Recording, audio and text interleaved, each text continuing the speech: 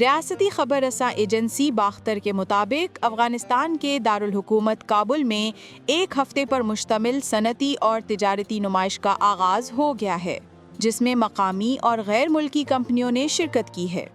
17 سے 23 نومبر تک جاری رہنے والی اس تقریب کا مقصد گھریلو صنعتوں اور زراعت کو فروغ دینا، مقامی مصنوعات کے لیے بازاروں کو وسعت دینا اور سرمایہ کاری کو متوجہ کرنا ہے۔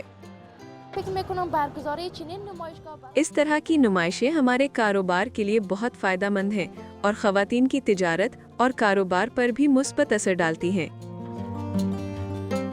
افتتاحی تقریب سے خطاب کرتے ہوئے وزیر صنعت و تجارت نور الدین عزیزی نے مقامی مصنوعات کے لیے حکومت کی حمایت اور ملکی و غیر ملکی سرمایہ کاری کے لیے آمادگی کا اعادہ کیا ہے۔